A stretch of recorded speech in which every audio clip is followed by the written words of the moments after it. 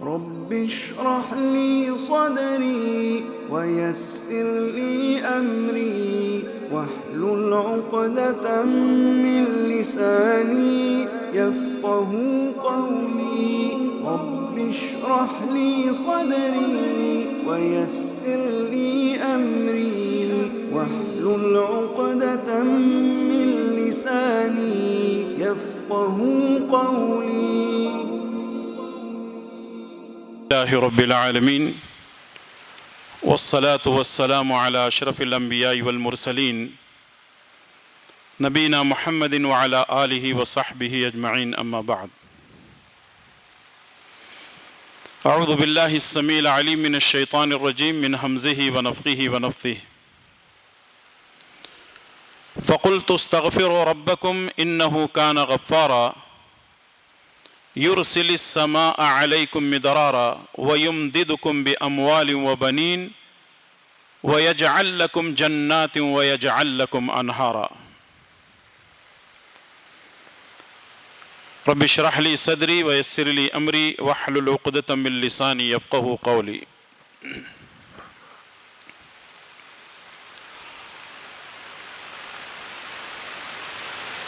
حاضرین محترم، سورہ نوح سے 10، 11 اور 12 میں نے یہ آیتیں آپ کے سامنے تلاوت کی ہیں. اللہ تبارک و تعالیٰ نے ان آیات کریمہ میں استغفار کی فضیلت یا استغفار کے فائدے بیان فرمائے ہیں. سب سے پہلی بات تو یہ ہے کہ استغفار کسے کہتے ہیں. استغفار کا مطلب ہے اپنے گناہوں کو رب کے سامنے پیش کرتے ہوئے بخشش اور مغفرت طلب کرنے کو استغفار کہا جاتا ہے. پیارے نبی صلی اللہ علیہ وسلم کا فرمان ہے کل بنی آدم خطاء وخیر الخطائین التوابون. ہر بنی آدم گنہگار ہے اور سب سے بہترین گنہگار وہ ہے جو توبہ اور استغفار کرتا ہے.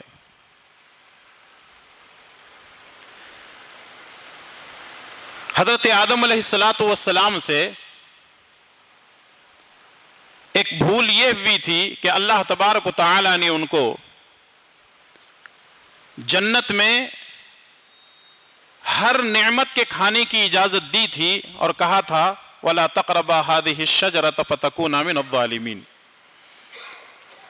لیکن ایک درخت کے پھل کو نہ کھانا، لیکن وہ شیطان کے بہکاوے اور وسوسے میں آ گئے، اس درخت کے پھل کو کھا لیتے ہیں جس سے اللہ تعالیٰ نے منع کیا تھا. نتیجہ یہ نکلتا ہے کہ اللہ تبارک و تعالیٰ ان کو زمین پر بھیجتا ہے تو وہ اللہ تبارک و تعالیٰ سے بخشش اور مغفرت طلب کرتے ہیں. جیسا کہ سورہ اعراف کی آیت نمبر 23 میں اللہ تعالیٰ نے فرمایا قال ربنا ظلمنا انفسنا وان لم تغفر لنا وترحمنا لنكونن من الخاسرین. تو اس دعا میں اللہ حضرت آدم علیہ السلام اللہ تبارک و تعالیٰ سے مغفرت اور بخشش طلب کرتے ہیں. قرآن میں جتنے نبیوں کا ذکر ہے ہر نبی نے اللہ تبارک و تعالیٰ سے مغفرت اور بخشش طلب کی ہے. یہاں تک کہ اللہ تبارک و تعالیٰ نے پیارے نبی صلی اللہ علیہ وسلم سے فرمایا وَاسْتَغْفِرْ لِذَنْبِكَ. سورہ نصر میں اللہ تعالیٰ نے نبی صلی اللہ علیہ وسلم سے فرمایا وَاسْتَغْفِرْهُ إِنَّهُ كَانَ تَوَّابًا. ایسی بے شمار آیتیں ہیں قرآن کریم سے.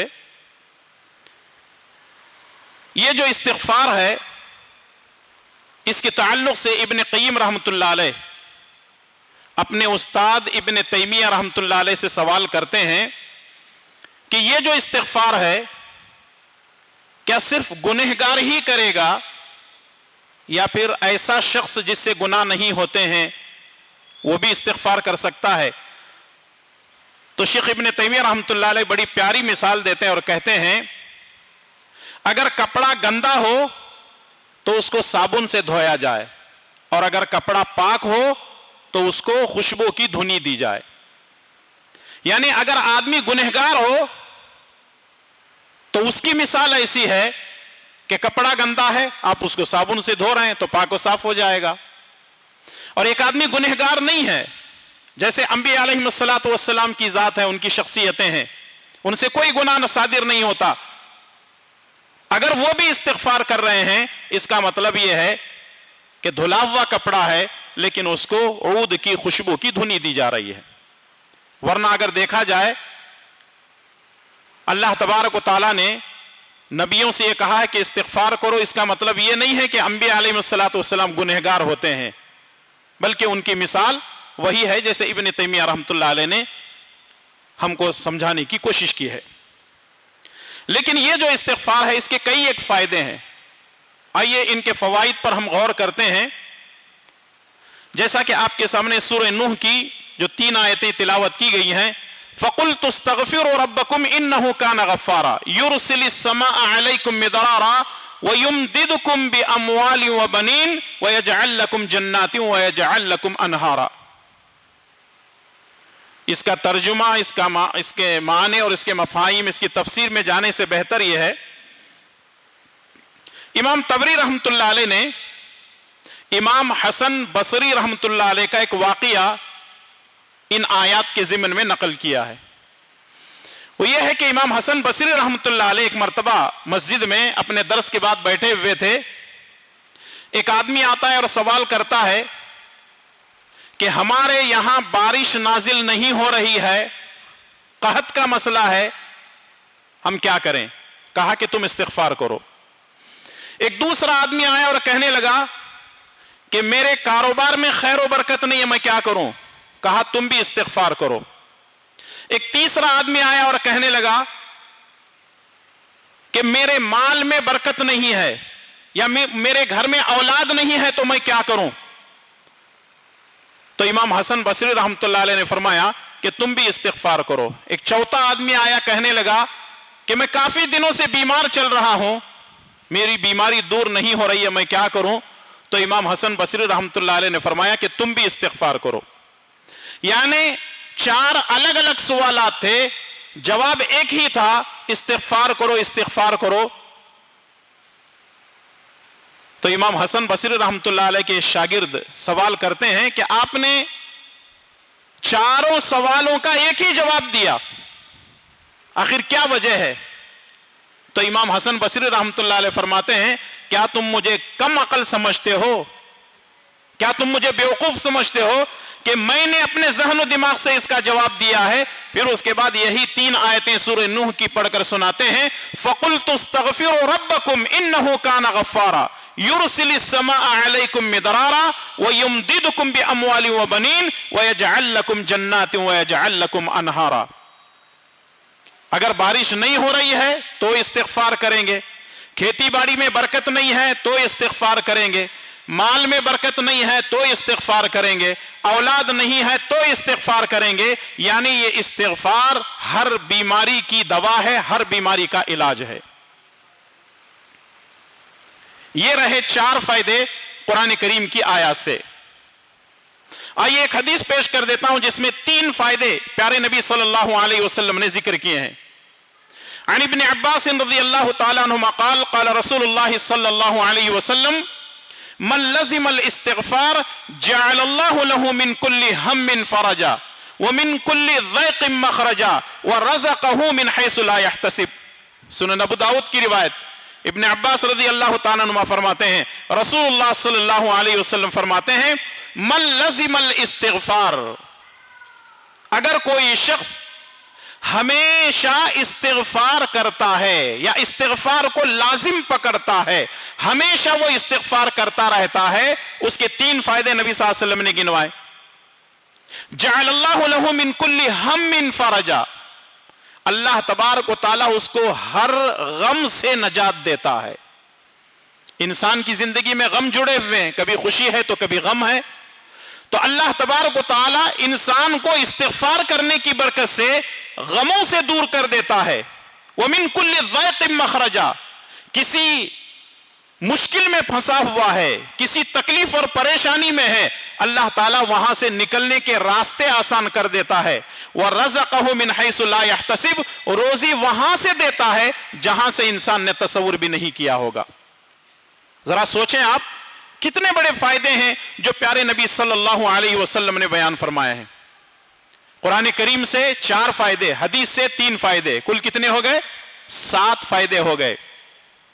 इमाम अहमद इब्न हंबल रहमतुल्लाह अलैह ने अपनी मुसनद के अंदर सही सनद के साथ नकल किया है, रसूलुल्लाह सल्लल्लाहु अलैहि वसल्लम फरमाते हैं, तूबा लिमन वजद फी सहीफतिही इस्तिगफारन कसीरा।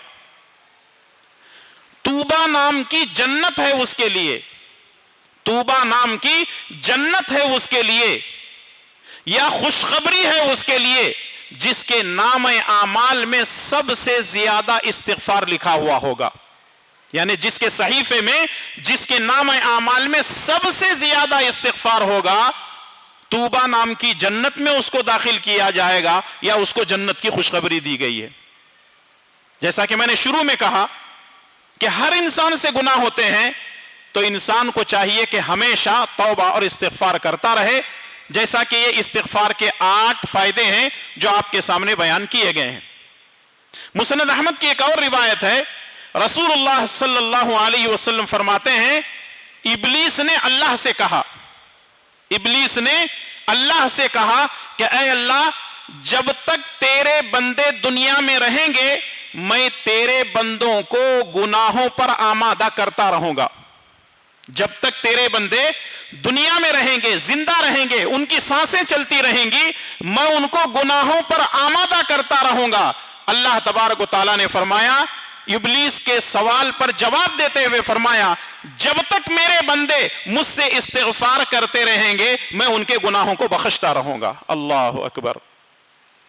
तो इसलिए इस्तिगफार हमको करते रहना है, जैसा कि कुरान करीम के आयत हैं और बेशुमार प्यारे नबी सल्लल्लाहु अलैहि वसल्लम की अहादीस मौजूद हैं। अब आइए इस्तिगफार के सीगे, यानी इस्तिगफार के कौन कौन से ऐसे जुमले हैं, सीगे हैं जो हम पढ़ सकते हैं।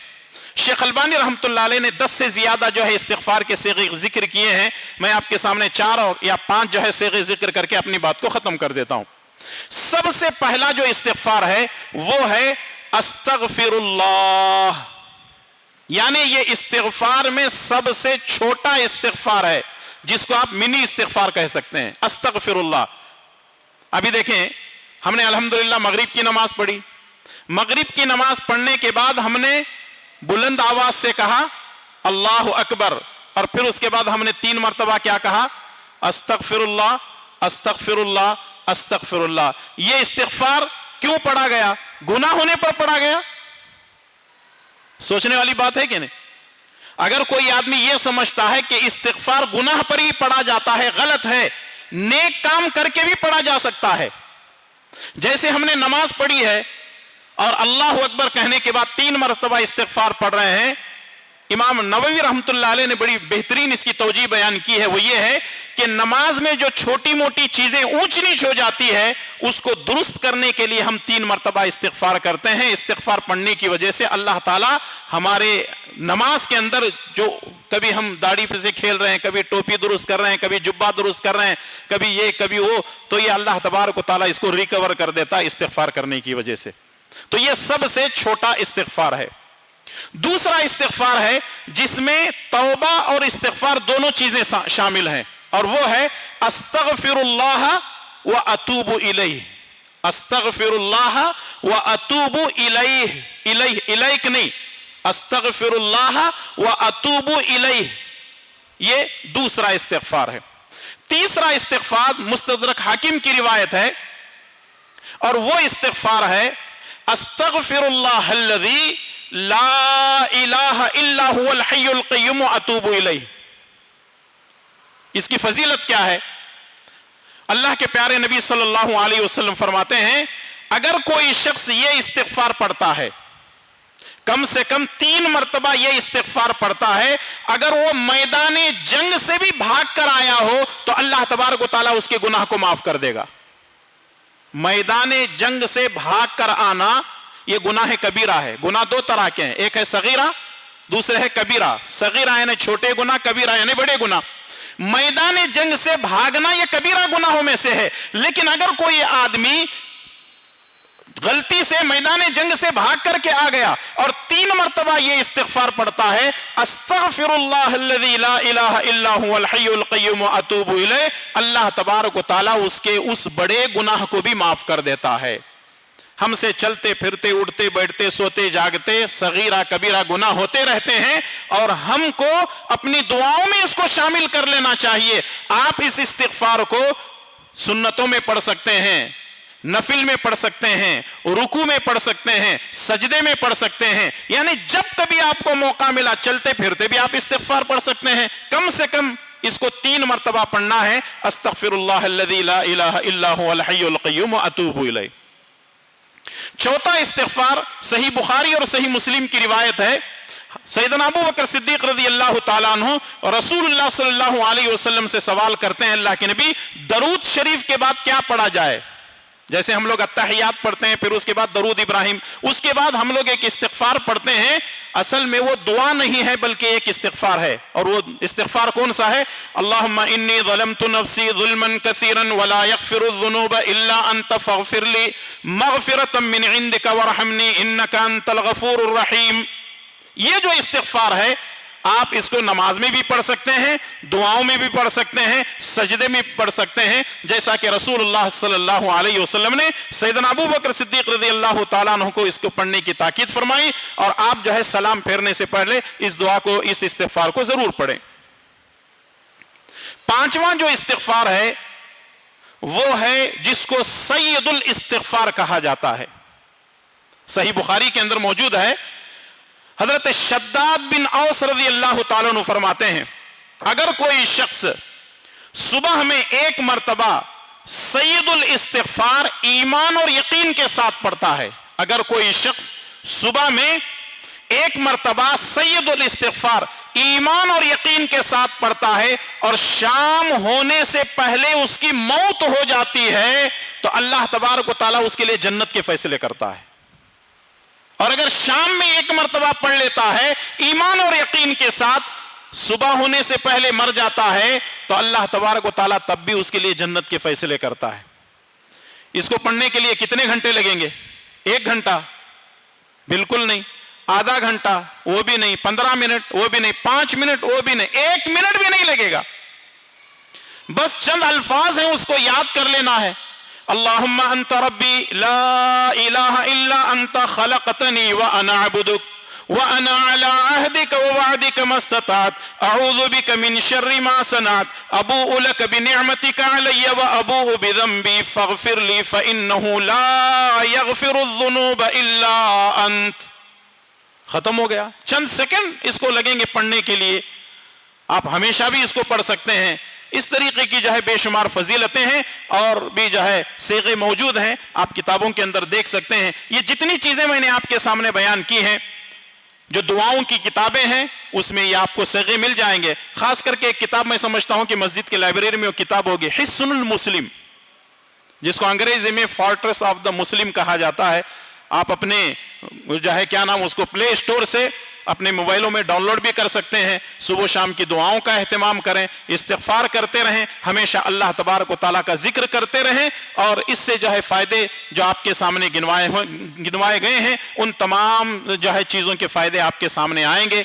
मैं अपनी बात को ख़त्म करने से पहले यही कहूँगा कि इस मुख्तसर ज़िंदगी के अंदर अपने गुनाहों को रब के सामने रखो और अल्लाह तबारक व तआला से तौबा और इस्तिग़फ़ार करते रहो। अल्लाह ताला मुझे और आप तमाम को और हर मुसलमान को अपने गुनाह अपने रब के सामने रखते हुए तौबा और इस्तिग़फ़ार करते रहने की तौफ़ीक़ अता फ़रमाए। ऐ अल्लाह हमारे गुनाहों को माफ़ फरमा, हमारी नेकियों को कबूल फरमा, तेरे अहकामात पर अपनी ज़िंदगी गुजारने की तौफ़ीक़ अता फ़रमा, प्यारे नबी सल्लल्लाहु अलैहि वसल्लम की सुन्नतों पर अपनी ज़िंदगी गुजारने की तौफ़ीक़ अता फ़रमा, हलाल खाने हराम से बचने की तौफ़ीक़ अता फ़रमा। ऐ अल्लाह हमारे कारोबार हमारी रोज़ी में खैर व बरकत अता फ़रमा, हमें जो बीमार हैं उनको शिफ़ाए कामिला आजिला अता फ़रमा। हमारे माँ बाप ज़िंदा हैं तो अल्लाह ताला हमें अपने माँ बाप की खिदमत करने की तौफ़ीक़ अता फ़रमा। हमारे माँ बाप باپ اگر اس دنیا سے جا چکے ہیں، اے اللہ تعالیٰ ان کی کروٹ کروٹ مغفرت فرما، ان کے گناہوں کو معاف فرما اور ان کے لیے جنت کے دروازے کھول دے، جب تک ہمیں زندہ رکھ، اسلام پر زندہ رکھ اور خاتمہ بالخیر فرما، آمین یا رب العالمین۔ ربنا تقبل منا انك انت السميع العليم، سبحان ربك رب العزة عما يصفون، وسلام على المرسلين والحمد لله رب العالمين، والسلام عليكم ورحمة الله وبركاته۔